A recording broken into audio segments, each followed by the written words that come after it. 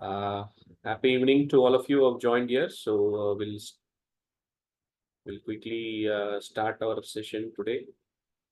Okay, we have two eminent speakers with us. Welcome Shyam, welcome Lydia Annie. So Lydia Annie is a qualified nursing professional with 21 plus years of experience in the field of nursing administration. She has won several awards. To name few, she is a gold medalist and she has got one Apollo Clinical Excellence Award and Hospital Management Asia Award International. So is currently holding the position of Chief Nursing Officer at Kaveri Hospital, Vilambakam. We have one more eminent speaker with us, Mr. Shamraj. He's a lead trainer, proprietor at Training and Development, Beehive Communication Club. So he's a professional speaker, communication skills trainer, and he is associated with Toastmasters International, TEDx, and Rotary International. Welcome, Shyam. So today, Lydia will highlight us about the clinical scenarios, like everyday clinical scenario where our communication are used, and followed by Shyam will, as usual, like last time. So he will take us through the communication training. So he will share his tips. So over to you both. First, I welcome Lydia to share your experience in handling communication scenarios for nurses. Lydia, over to you. Thank you, Dr. Yayati and Mr. Shyam for sharing this platform with me and giving me this opportunity. And as a nursing officer, chief nursing officer, I faced a lot of communication errors during the handovers. I think that's very important in nursing care. And why? It's because of the incomplete information transfer from one nurse to the another nurse. Why? Because they don't document it properly. They don't follow any checklist, or they don't follow any tools, standardized structured tools in communication. So that's the reason they miss out certain patient details, patient condition, ongoing treatments, medications, recent changes in the patient condition. So this leads to improper Lydia, decisions. sorry to interrupt. Just go a little Yes. slow. Okay. Yeah, Just go a fine, little fine. slow. They can. Okay. So maybe another reason is the environmental distractions, because they give, when they are handing over from one nurse to another patient, another nurse, what happened? They used to stand in the nursing station or nearby the nurses station. They do this, handing over between themselves. So there will be a lot of noise interruptions and high pressure situations during the handovers, which can cause critical information to be overlooked or forgotten. Sometimes miscommunication had happened. Misunderstanding medical terms, which is very important, using jargon, or lack of clarity during verbal handovers can lead to incorrect assumptions about the patient care needs. So here again, another form of error comes from inadequate documentation. Poor or incomplete documentation in medical records can result in inaccurate information being passed down, leading to wrong decisions. Uh, Sometimes maybe due to the workload and the pressure and the burnout, nurses working sometimes the long hours or under stressful conditions may experience cognitive fatigue, making them more prone to communication errors during handovers. So what happens when there is a communication error? Sometimes it leads nowadays the consumers or the customers are aware of the medical legal cases, laws, and they sue us in the court of law. So if I see the legal framework, what our Indian Penal Code says, Section 304A, causing death by negligence, and 337 bar 338, causing hurt by endangering life or personal safety of others, can be invoked in cases of medical negligence due to communication errors. So even the legal tells us very clearly that communication errors have to be taken care in a hospital setting.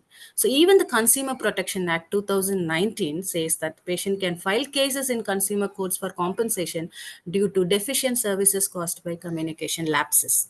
So these are something which I wanted to highlight here, why it is very important, the communication is, especially in between the shift changeover, or when you are handing over the patient over a phone to a doctor, or getting an order from a doctor about the patient condition, treatment orders or something. So this is very important. I have a lot of cases to discuss here, but due to the time constraint, I will only stick on to one such case where there was a doctor who filed a case against a very reputed hospital after his wife's death because of poor communication. Because of the communication errors. There's no handover which was given from one shift to another shift, so that therefore there was a change in the patient condition which was not noticed by the nurse, which was not escalated to the doctor on time. Hence the patient deteriorated and died in front of the husband. So he filed a case against such a reputed hospital in India, and the verdict was the Supreme Court of India awarded rupees 11 crore approximately in compensation, the highest in Indian medical history, emphasizing that lack of proper communication. This was happened in the year probably 2013. So after that, there were a lot of cases who sued the hospital for much more lakhs, and this is the highest one, 11 crore. So think of a situation. So it is in the hands of the nurses that we have to communicate properly. And in my own scenario, in experience, I found one error. There was a patient who went to for an investigation. The nurse shifted a patient to an investigation where the nurse in the investigation room, the patient fell down, slipped and fell down and hit his head on against the wall, and he had some little bruise and swelling on the affected area. The nurse just left it. The technician just left it. Okay, it will be okay. She's just assured the patient that it will be okay. So after the investigation, the patient was transferred to the ward. After a few hours, what happened? After a few hours, the patient collapsed in front of the nurses, and in spite of a lot of resuscitation, the patient died. This is purely because they should have the hand it's in handing over error, because the nurse who shifted the patient from the echo should have told the assigned nurse that the patient had a fall here. At least she should have escalated it to the doctors to check whether to check the patient about the after the post fall assessment. So that was not happened here, so we lost a patient. So these are the two case scenarios which I have many more cases to discuss here, but because of the time constraint, I'm restricting myself with this. So it is very important how we can prevent all these medication communication errors. It's because we can have a standardized tools, like we can use SBAR, the situation background assessment recommendation tool, or IPAS tool, or ISBAR tool. Whatever tool we can use any format in completing the handing over, to prevent missing of critical alerts or critical details. And always document everything, very important. In this post fall, if the nurses had documented it, we would have saved the patient. So document it, create a distraction free environment where you can give your handing over properly. Avoid using unnecessary jargons which we may not be able to the other nurse may not be able to understand, or other healthcare worker may not be able to understand. That's very important. And regular training and education needed in terms of handing over, so that we can prevent this communication errors in future as well. So this is very important. And in one of this case scenario where the nurse had to escalate about a patient condition to the doctor, and doctor ordered a medicine. He was ordering about 15 mg of the medicine to be given, but the nurse heard it as 50 mg and she administered, and again the patient collapsed. Here again, she did not document whatever the doctor said, and she did not follow the read back. Okay, so if she had read it back to the doctor, doctor, you have ordered so and so medicine 15 mg, that is 15 mg, then the doctor would have corrected it accordingly. So I think in these areas we have to be very, very careful as nurses in preventing the handing communication errors and saving the lives of the patient. It is purely lies on the nurses and the other healthcare workers' hands. If you allow me, I can give you one more situation so that Yeah, thanks, Lydia. I think you've started the session wonderfully well. So you've given us the legal scenarios and the legal complications, what gets involved when we don't properly communicate. So thank you for sharing your clinical expertise with us. So over to Sham. So I'll for taking forward. All right. Thank you, Dr. Yayati. I would like to share my screen quickly. Yes, okay, people. Is my screen visible? Am I visible and am yes, I yes. audible? If yes, Yes. can all the participants give me a yes in the chat window so that I'll understand? Oh, thank you so much. Thank you so much for all the yeses that I'm receiving. Firstly, thanks to Miss Lydia. She shared a lot of case studies wherein I was able to understand how costly an error in handing over can be. Thank you for all the insights, ma'am. I would like to borrow it right from her and take you all into my session.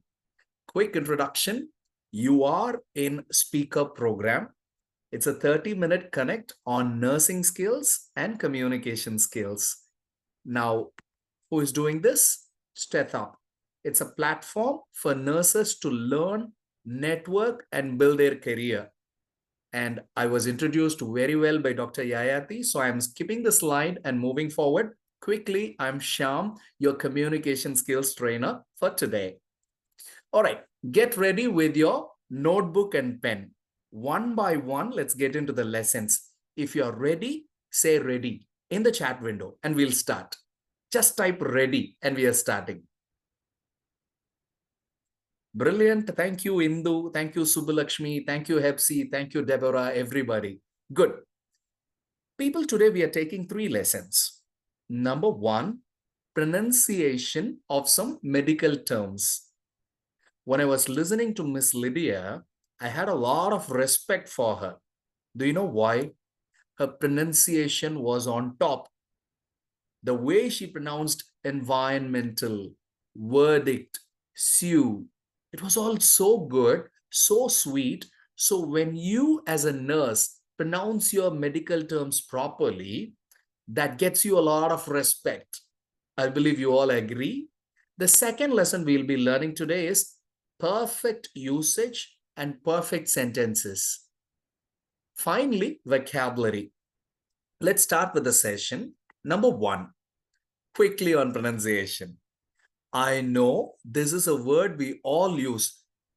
People, நான் நல்லா சொல்லிடுறேன். Today's lessons can be applied tomorrow itself. I'm not giving you lessons that you have to practice for 10 days, practice for 20 days. No, no, no, no. I'm going to give you some 10 lessons. You're going to apply it right tomorrow. Okay? BREAKFAST. How will you check that your patient has had it? Our people usually say, sir, have you had your breakfast? Am I right? Remember, it is not breakfast. It's breakfast. Breakfast illa. Breakfast. If you adjust this pronunciation, the listening will be sweet and people will regard you well. Sir, have you had your breakfast? Avalada. Okay. The next word, a common word as nurses that we would use. I have heard all the nurses in my city pronounce it injection. அப்படிதானே pronounce பண்ணுவோம். Injection. Whenever we find the word ending with TION, we quickly say shun. Nalla ketukonga, it is not shun. It is shin. திரும்ப சொல்றேன், it is shin. SHEN. அந்த மாதிரி நினைச்சுக்கோங்க. Shin. So it should be injection. It's not injection. It's injection. From tomorrow, pronounce it correctly. Sir, I have an injection for you. Have you had your breakfast? அப்படின்னு கேளுங்க. So that when people listen to it in the right way, that becomes rich English. This is a word that's very common with all surgeries. And I've heard people say, it's not just with the nurses, even with the commoners like us. இது word என்ன தெரியுமா எங்களுக்கு? Anesthesia. India. Asia. And we had the speaker Lydia. Remember, when you use English, there is no ya ending. No word should end with ya. It should always be ya. Chinna. It should be a short vowel, not a long vowel. அப்ப எப்படி வரும்? Anesthesia. We live in India. India is in Asia.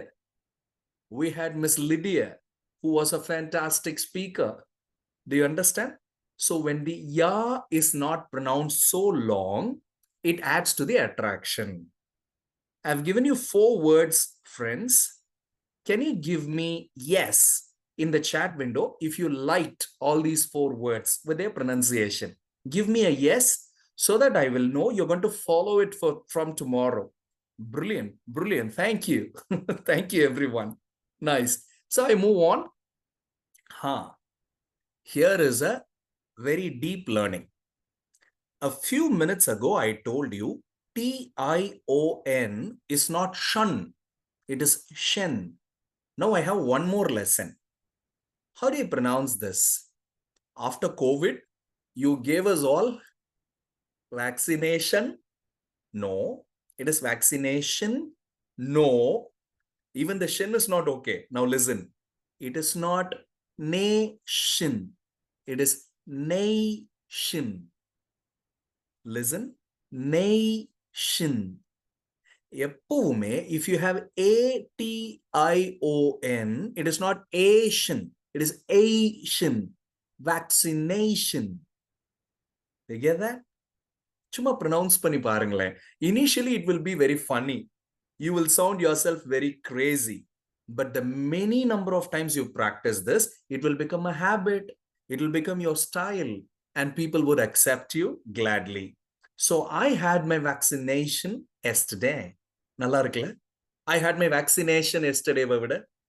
I had my vaccination yesterday. Okay. And probably my last pronunciation for today. As doctors, as nurses, we talk about a lot of this. In the patient, Vema recover ஆகிறதுக்கு, what is the possibility? Possibility illa. We call it the stress. Possibility in சொல்லும்போது, we give the stress in the beginning. அது தப்பு. We will give the stress at the middle. It becomes possibility. My ability. புரியுதுங்களா? Credibility. In the BILITY வந்தா, give the stress on B. It sounds good. Possible. Possibility. Keep it that way. All right. Enough of pronunciation. Pronunciation. You get that? Enough of pronunciation lessons. Let us go to the next lesson. Are you ready? Just give me a ready so that I go to the next one. Sentences and questions. Hey, when you say yes, I also understand. When you say ready, I also understand that you will apply all these things tomorrow. சும்மா கதை கேட்டுட்டு போக கூடாது. நாளைக்கு you should apply all of these. Ready? Okay, good, good, good. Here we go to the next lesson. Good. We all have this confusion. What is the difference between who and whom? இல்லையா? Who are you calling? அப்படின்னு கேட்கிறதா? Or whom are you calling? அப்படின்னு கேட்கிறதா? Always remember, people, in the confusion, சின்ன trick.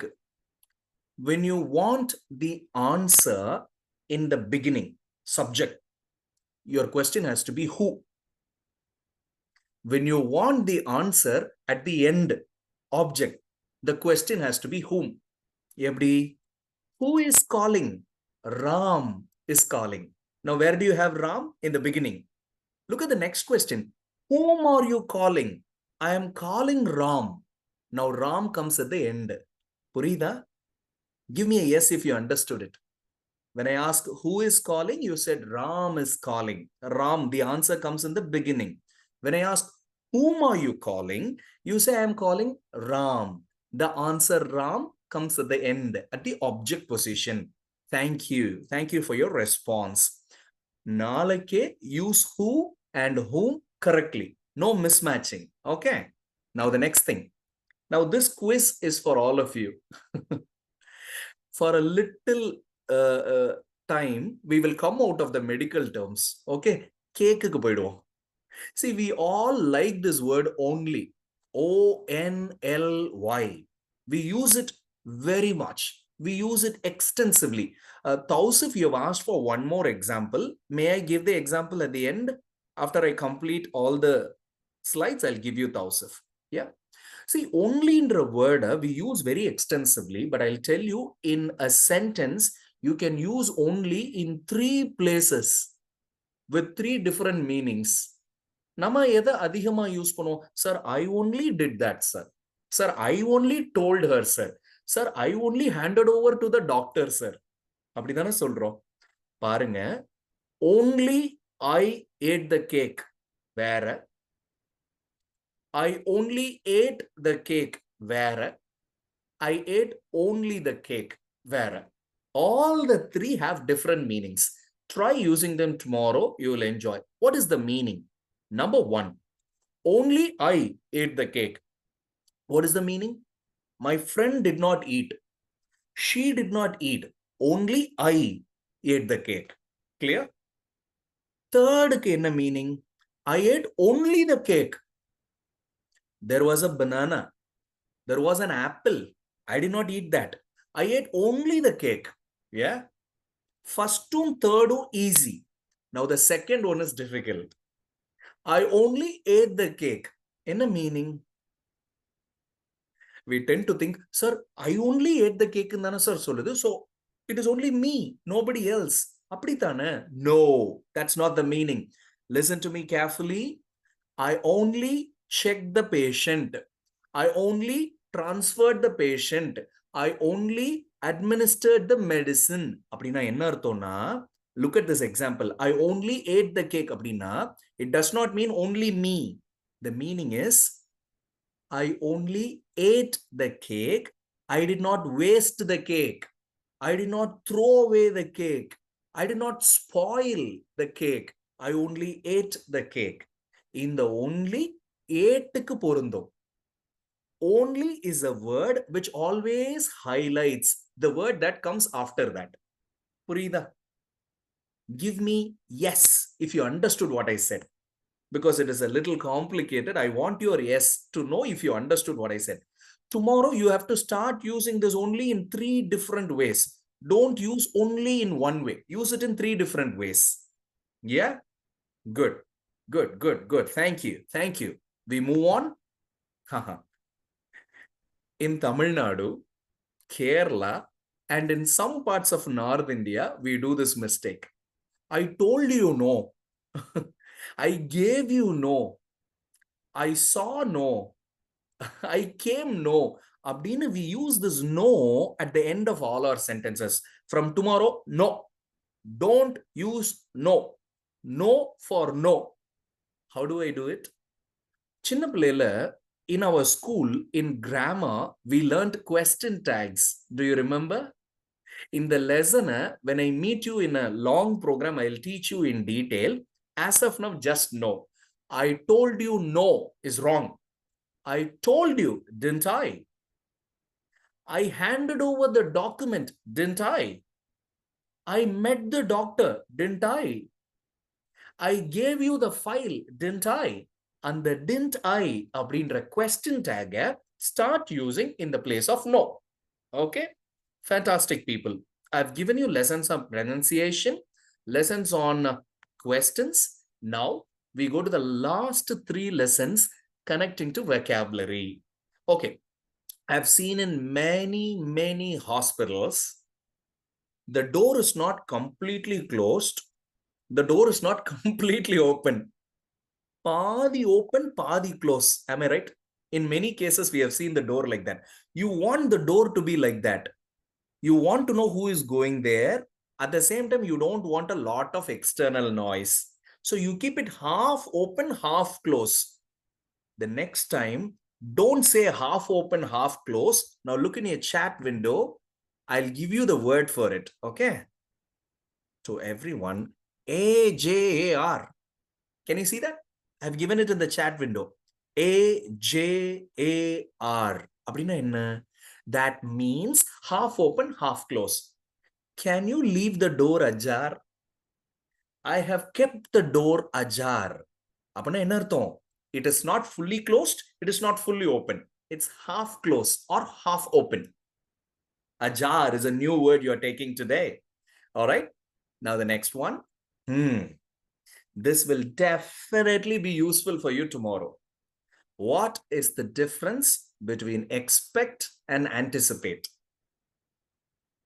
நம்ம எப்பவுமே we use expect. Sir, my hospital work is over. I'm going home. I'll go to the bus stop. I'm expecting my bus. We say that. இல்லையா? The surgery is going on. We are expecting it to be over in half an hour. அப்படி சொல்லுவோம்ல? Actually, expect anticipate. In most of the places where you use expect, it has to be anticipate. I'll explain. See, if something is definitely going to happen and you are waiting for it, appo you use anticipate. Adavadu, when you are waiting for the bus, it is not I am expecting my bus, I am anticipating my bus. Purida. Now today's session was at 8 o'clock. Assume from 7:45 you have been anticipating the session. You understand? Anticipate means waiting for something that will definitely happen. Expect is waiting for something which you don't know whether it would happen or not, which you're not sure if it would happen or not. For example, I am new to this place. I am expecting a bus. Varuma varada, I don't know. Right? I don't have the doctor's appointment. I'm expecting to meet him. Paaka mudiyuma mudiyada, I don't know. So when you are waiting for something you are not sure of, you use expect. When you're waiting for something you're sure of, use anticipate. If you're clear with this, type the letter yes. Just type the letter yes quickly in the chat window. I'll be clear that you understood it. Beautiful, beautiful, beautiful. Thank you. Thank you so much. Last explanation for today, the last lesson for today. We know all these three words. We use all these three words, but we don't use them appropriately. When do you use see? When do you use look? When do you use watch? In medical terms, you use look very often. எப்படின்னு சொல்றேன். See, when you open your eyes, you see. கண்ணை திறந்து பார்க்கறதெல்லாம் see. You get that? Look is used when you're observing something and analyzing something. For example, eye specialist என்ன சொல்லுவாங்க? They have a board. They want us to look at the board. அது see the board இல்ல. Look at the board. Why? Because you want me to look at it, analyze and read. A, B, M, N. I have to look at it and read. See, when the doctor gives you the report, Miss Lydia was talking about documenting. When you receive a document, you look at the document. You see the document illa. See na ninga gavanama paakala. Look na dhan gavanama paakreenga. Yeah? So look is with care, with keenness. All right. What is watch? Watch அப்படின்றது, say, assume you are looking at something for a long time. When you are looking at something that is moving, நகர்ந்துக்கிட்டே இருக்கு, in that case, you use watch. For example, when you are scanning, you watch the screen. ஏன்னா screenல அது move ஆகுது. You are watching because you are doing it for a long time. அதனாலதான் when you go to a movie, when you go to a cricket match, they say you are watching. They don't say you are seeing. They don't say you are looking. புரிஞ்சிருச்சா? Yeah. So this is my final lesson for today for my satisfaction. If you can give me okay, I'll be aware that you took all the lessons today. Give me a okay in the chat window. Okay, thank you, thank you, thank you so much. And quickly, as we close, my dear people, today we had Miss Lydia and I was here doing my session on communication skills. The next Thursday, we are once again meeting. We are continuing from where we left. We'll have more lessons for the nurses. At the same time, we would like to announce that our 30-hour program called NCARE is happening regularly The first program is going to happen on October 21 and 22 at Rela Hospital, Krompet, Chennai. 30-hour training program அதில் இந்த communication skill இருக்கும், nursing skills இருக்கும், 15 hours in person. It's an opportunity for me to come and meet you.